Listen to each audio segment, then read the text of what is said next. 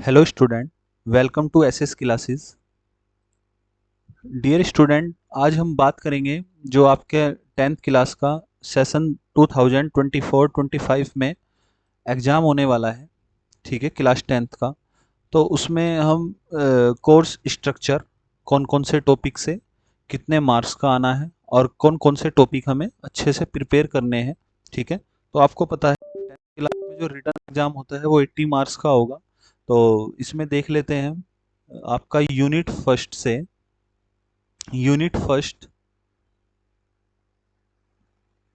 Unit first है आपका number system से आपका कितने मार्क्स का होगा?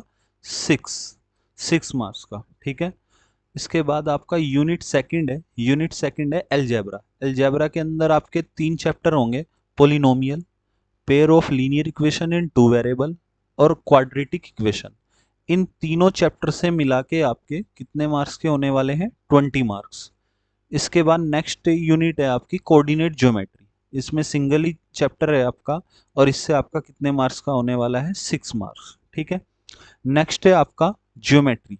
ज्योमेट्री से आपका कितने मार्क्स का? 15। इसके अंदर आपके दो टॉपिक हैं: ट्रायंगल ट्रायंगल और सर्कल। ट्रायंगल और सर्कल, इसमें दो टॉपिक हैं आपके, उससे आपका 15 मार्क्स का रहने वाला है। यूनिट फिफ्थ है टिग्नोमेट्री। टिग्नोमेट्री से आपका 12 मार्क्स। ठीक है, टिग्नोमेट्री और इसमें हाइट एंड डिस्टेंस। इसके बाद नेक्स्ट है आपकी मैंसुरेशन। मैंसुरेशन से आपका 10 मार्क्स का रहने वाला है। उसके बाद स्टेटिस्टिक और प्रोबेबिलिटी। इस यूनिट आपका 7th है और इससे आपका 11 मार्क्स। तो टोटल आपका कितने मार्क्स का रिटर्न होगा? 80 मार्क्स। ठीक है, तो आइए देखते हैं इसमें हमें कौन कौन से टॉपिक अच्छे से प्रिपेयर कर लेने हैं। जैसे आपका चैप्टर फर्स्ट है रियल नंबर। रियल नंबर में आपका फंडामेंटल थ्योरम ऑफ अर्थमेटिक। ठीक है, याद होगी आपके फंडामेंटल थ्योरम ऑफ अर्थमेटिक।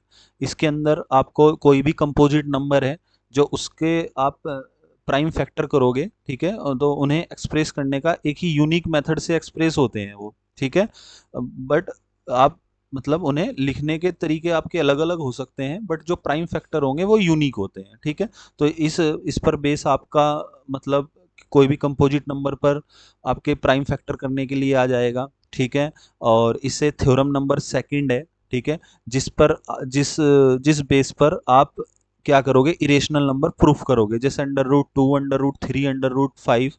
ठीक है, और इस कैटेगरी में भी आपके 3 टाइप होते हैं। एक तो डायरेक्टली आपको √2, √3, √5 प्रूफ करना है इरेशनल थ्योरम नंबर 2 की हेल्प से। थ्योरम नंबर 2 का स्टेटमेंट क्या होता है कि अगर हम किसी भी कंपोजिट नंबर के स्क्वायर को किसी प्राइम नंबर से डिवाइड करते हैं तो वो प्राइम नंबर उस कंपोजिट नंबर को भी डिवाइड करेगा जिसका वो स्क्वायर था। ठीक है, आपके ध्यान होगी ये थ्योरम नंबर 2। ठीक है, एक तो इसमें दो थ्योरम होगी आपकी, फंडामेंटल थ्योरम ऑफ अर्थमेटिक और थ्योरम नंबर 2, जिस पर बेस आपको इन इरेशनल नंबर को प्रूफ करना है।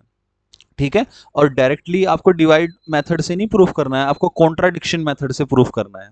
ठीक है, और इसमें आपको एचसीएफ निकालना, ठीक है, एलसीएम फाइंड करना, ये आपके दो चीजें आएंगी। और इस पर बेस आपका एक रिलेशन भी होता है एचसीएफ और एलसीएम पर। एक रिलेशन होगा प्रोडक्ट ऑफ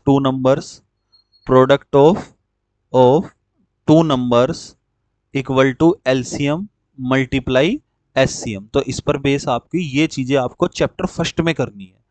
ठीक है, इन्हीं पर बेस आपके क्वेश्चन बनते हैं। तो यूनिट सेकंड में आपका पोलिनोमियल है। इसमें आपको zeros of polynomial, relationship between zeros and coefficients of quadratic equation. ठीक है, तो ये आपको पता है इसमें आपको क्या क्या चीजें प्रिपेयर करनी है। इसके बाद नेक्स्ट है आपका पेयर ऑफ लीनियर इक्वेशन। ठीक है, पेयर ऑफ लीनियर इक्वेशन में आपको मतलब एक तो कंसिस्टेंसी इनकंसिस्टेंसी। ठीक है, इसके बाद आपको ग्राफिकल सॉल्यूशन भी आने चाहिए और आपको एल्जेब्रिक मेथड से भी दो लीनियर इक्वेशन मतलब टू वेरिएबल सोल्व करनी आनी चाहिए। एल्जेब्रिक मेथड में कौन कौन से आपके दो मेथड हैं? सब्स्टिट्यूशन मेथड और आपका एलिमिनेशन मेथड। फिर इसके बाद आपके इसमें वर्ड प्रॉब्लम होती है। ठीक है, वर्ड प्रॉब्लम कौन कौन सी? प्रॉब्लम ऑन एज हो गई। ठीक है, इसके बाद इसमें problem on numbers, problem on fractions. ठीक है। Problem on boat and stream, मतलब बोट एंड स्ट्रीम पर क्वेश्चन आते हैं, तो वर्ड प्रॉब्लम इससे जरूर एक वर्ड प्रॉब्लम आएगी। और ग्राफिकल सॉल्यूशन में आपके पास एक ट्रायंगल का जो ग्राफिकल सॉल्यूशन के थ्रू आपको एरिया फाइंड करने के लिए आता है, ठीक है। तो ये क्वेश्चन आपको प्रिपेयर कर लेना है। इसके बाद क्वाड्रेटिक इक्वेशन है। क्वाड्रेटिक इक्वेशन की standard form a x square plus b x plus c equal to zero, ठीक है। इसके रूट्स फाइंड करने के लिए आएंगे फैक्टराइजेशन मेथड से या आपके क्वाड्रेटिक फॉर्मूला से, ठीक है। फैक्टराइजेशन मेथड या क्वाड्रेटिक फॉर्मूला के थ्रू आपको रूट्स फाइंड करने होंगे। फिर आपको नेचर ऑफ रूट्स बताना है। नेचर ऑफ रूट्स में डिस्क्रिमिनेंट अगर जीरो से बड़ा है तो उसमें डिस्टिंक्ट और रियल रूट्स होंगे। अगर डी इक्वल टू जीरो है तो इक्वल रूट्स होंगे, डी लेस देन जीरो है तो इक्वल रूट्स, वो आपके इमेजिनरी रूट्स होंगे, ठीक है। नेक्स्ट आपके इस पर भी आपको situational problem base on quadratic equation, ठीक है, ये मोस्ट इंपॉर्टेंट है, ठीक है। आपको वर्ड प्रॉब्लम बहुत अच्छे से तैयार कर लेनी है क्वाड्रेटिक इक्वेशन की, ठीक है। तो ये यहाँ से आपका क्वेश्चन लॉन्ग क्वेश्चन बनता है, ध्यान रखना फिर से क्वाड्रेटिक इक्वेशन में। इसके बाद आपकी कौन सी है, अर्थमेटिक प्रोग्रेशन।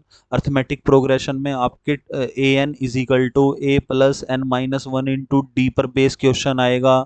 किसी में कॉमन डिफरेंस फाइंड करा लेगा, किसी में आपका फर्स्ट टर्म फाइंड करा लेगा, ठीक है। इस पर फिर S n is equal to n by two A plus N minus one into D पर बेस आपका क्वेश्चन आने वाला है।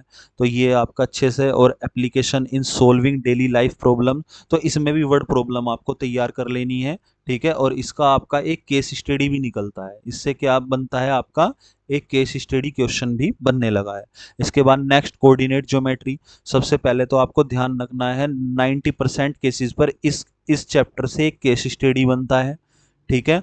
और फिर आपको इसमें क्या डिस्टेंस फॉर्मूला ध्यान रखना है, ठीक है। दो पॉइंट के बीच डिस्टेंस फॉर्मूला आपका under root X two minus X one का square plus Y two minus Y one का स्क्वायर, ठीक है। फिर आपका सेक्शन फॉर्मूला है, सिर्फ इंटरनल डिवीजन करना है, अब एक्सटर्नल डिवीजन नहीं है, सिर्फ इंटरनल डिवीजन के आपको कोऑर्डिनेट फाइंड करने हैं, ठीक है। और फिर आपको कुछ वर्टिसेस गिवन होंगे, उसमें आपको ये बताना है, जैसे ट्रायंगल के वर्टिसेस गिवन होंगे तो कौन सा ट्रायंगल बनेगा, ठीक है। अब ट्रायंगल का क्वेश्चन तो कम आने लगा है, अब क्वाड्रिलेटरल का आने लगा है। भाई स्क्वायर बनना है, आपको चार वर्टिसेस दे देगा, उसमें स्क्वायर बनेगा या आपका रोम्बस बनेगा, ठीक है, पैरेललोग्राम या आपका रेक्टेंगल, तो इन पर बेस क्वेश्चन जरूर आता है, ठीक है। इसके बाद हम ज्योमेट्री की बात करते हैं। ज्योमेट्री में ट्रायंगल, आपको सबसे पहले क्राइटेरिया ऑफ सिमिलरिटी, ठीक है, यहाँ पर ये बहुत अच्छे से करना है तैयार, ठीक है, प्रिपेयर। उसके बाद आपको ये जो प्रूफ है, ठीक है, इसमें आपको बीपीटी बेसिक प्रोपोर्शनलिटी थ्योरम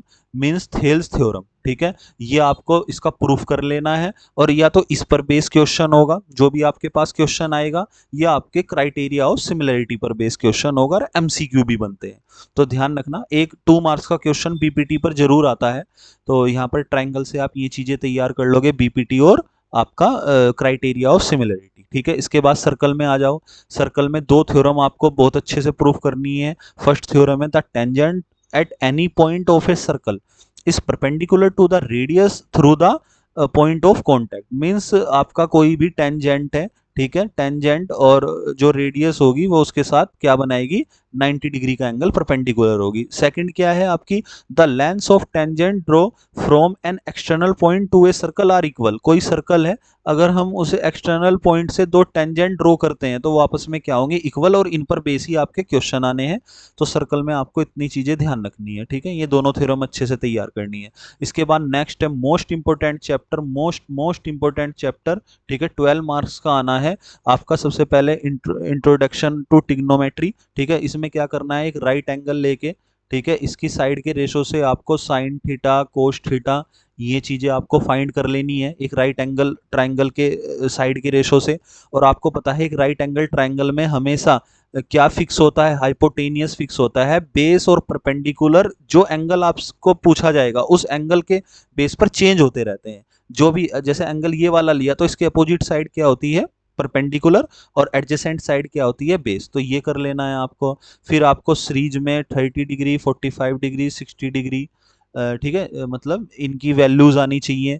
और फिर आपको नेक्स्ट मतलब ट्रिग्नोमेट्रिक सीरीज आनी चाहिए अप टू 90 डिग्री। इसके बाद ट्रिग्नोमेट्रिक आइडेंटिटीज हैं आपकी sine square A plus cos square A equal to 1, ठीक है, प्रूफ आना चाहिए और इस पर एप्लीकेशन मतलब आएंगी आपकी जो प्रॉब्लम्स हैं, only simple identities to be given, ठीक है। और इस पर जो मतलब इसकी नेक्स्ट आइडेंटिटीज हैं, जैसे इसी से बनेगी, इसे अगर आप कोस स्क्वायर थीटा से डिवाइड कर दोगे तो आपकी सेकंड बन जाएगी, साइन से डिवाइड कर दोगे तो थर्ड आइडेंटिटी बन जाएगी, जैसे sec square theta minus tan square theta equal to 1, ठीक है, cosec square theta minus cot square theta equal to 1। तो ये तीनों पर आपके बेस क्वेश्चन आने हैं बहुत अच्छे से।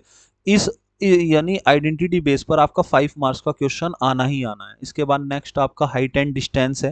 हाइट एंड डिस्टेंस पर आपको क्वेश्चन प्रिपेयर कर लेना है, ठीक है। एक क्वेश्चन जरूर आएगा आपका, चाहे 5 मार्क्स में आए चाहे 2 मार्क्स में। फिर इसके बाद नेक्स्ट है आपका एरिया रिलेटेड टू सर्कल। इसमें आपको एरिया मतलब सेक्टर का एरिया फाइंड करने के लिए आएगा या सेगमेंट का एरिया फाइंड करने के लिए आएगा, तो ये अच्छे से आपको प्रिपेयर कर लेना है। इसके बाद नेक्स्ट है सरफेस एरिया एंड वॉल्यूम, ठीक है। इसके अंदर आपका कौन कौन सी फिगर होगी, cube, cuboid, sphere, hemisphere, right circular cylinder या कोन्स, ठीक है, इनके आप वॉल्यूम वगैरह सब चीज़ें अच्छे से फॉर्मूले याद करने हैं और मतलब कंसेप्चुअल करनी है चीज़ें, ठीक है। यहाँ से क्वेश्चन आपका जरूर आएगा। इसके बाद स्टेटिस्टिक है, आपको मीन, मीडियन और मोड, ये तीनों चीज़ें पर बेस आपका क्वेश्चन जरूर आएगा और इससे एक केस स्टडी भी बनता है, ध्यान रखना, ठीक है। स्टेटिस्टिक से आपका केस स्टडी बनता है और प्रोबेबिलिटी से भी आपका क्या बनता है, केस स्टडी। तो ये चैप्टर आपके प्रोबेबिलिटी से भी आप अच्छे से तैयार कर लोगे, ठीक है।